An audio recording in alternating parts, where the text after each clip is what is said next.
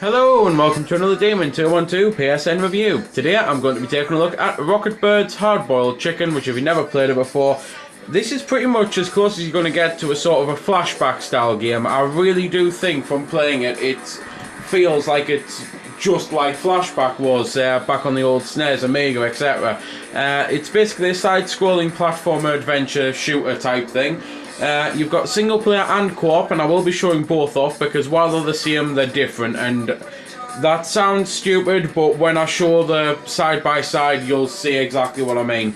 Option wise, you've got a few things. It's got 3D if you're into that thing, or if you can actually see it. I physically can't. You've got extras, which are credits to the movie, so they're not really extras, and they probably should be under options. But for now, I'm going to start with some single player. Right then, probably the best way to describe how they're different is to just show it. So I'm on chapter 1 now, and then once I finish chapter 1 on single player, I'll show chapter 1 again on co-op, and you'll see all the differences. But the whole point is, it's, as I say, a bit of a like side-scroller action adventure platformer shooter thing.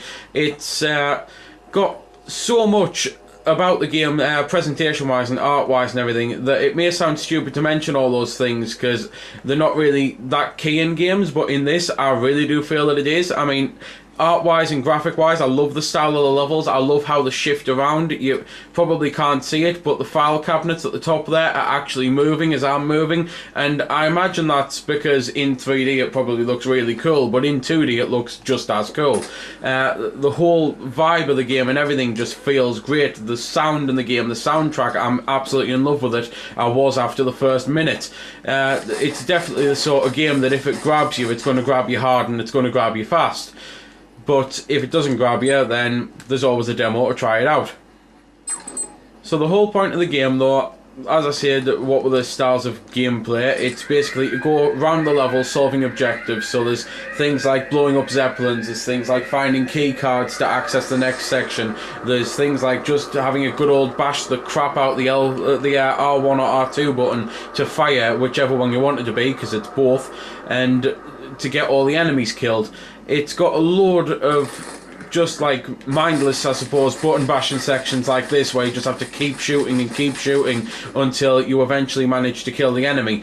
And I suppose the shooting sections are where there's only a slight little problem with it, because sometimes when there's two enemies right in front of each other, there's no way to differentiate the targets. So it's a case of you might be getting shot by one that you just can't hit, and it does get a little annoying, but not that much if you're, well, smart with how you do it. Because, for example, if you keep ducking and switching from a ducked stance, it does seem to keep you alive.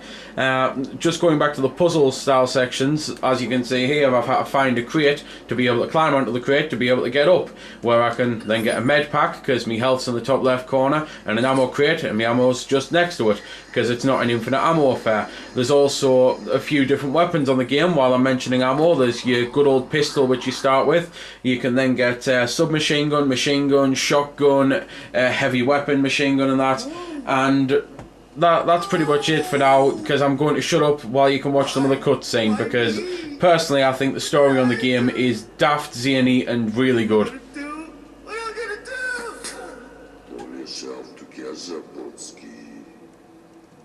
We've got a whole penguin army. We've clowned him to fight him. He's just one little chicken. I will kill him, and then I will eat him. Right then, you've probably got the gist of that then. It's completely zany because you're a chicken fighting penguins. So onto the co-op. There's loads of different characters. You get 6 of them overall, and they each have different abilities, and it says as well whether or not they're a normal character, easy character, or difficult character. So, for example, here you've got the Chief, who's a light machine gun specialist, Mutt, shotgun specialist, Keats, heavy weapons, Hawk, submachine gun, Esteban, machine gun specialist, Hilga, machine gun specialist. So, depending on who you play as does depend on what you get. So, for now, I'm going to choose Mutt and Keats, so I can at least show off the shotgun and the, well, battle rifle type thing. So the first thing you'll notice about Co-op when you put it on is that the story is completely different, because instead of you taking on the whole penguin army, you're actually finding the general's daughter. Because obviously there's two of you and you're not the main character.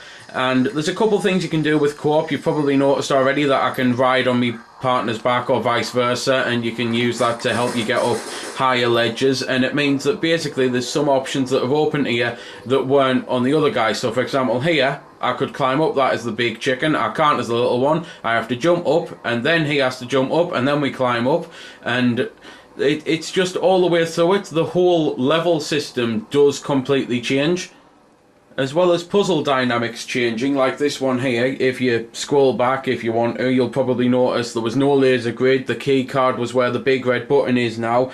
There's also a couple of gameplay tweaks. For example, you can't duck or crouch or anything on this, so you can't do a roll, but you don't really need to be able to do a roll. And this is an early puzzle, so I'm not going. I don't really feel bad about spoiling it or anything. But for example, to be able to do it, one of you has to stay at the bottom and the other at the top, and then you have to both move over together to the left.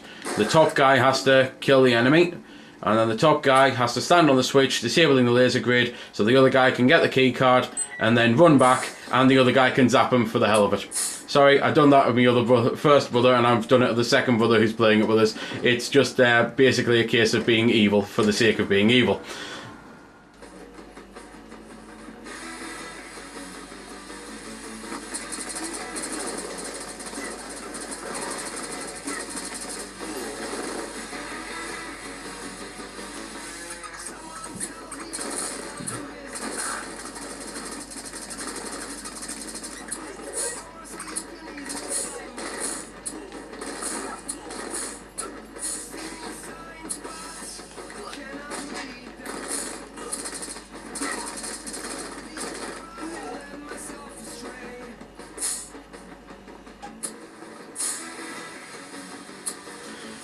Oh, and there is one quick thing. Firstly, that was a bit of that music that I was saying. Hopefully you can hear it. And secondly, for the collectible nut out there, there are a few smiley faces hidden around the chapters to collect.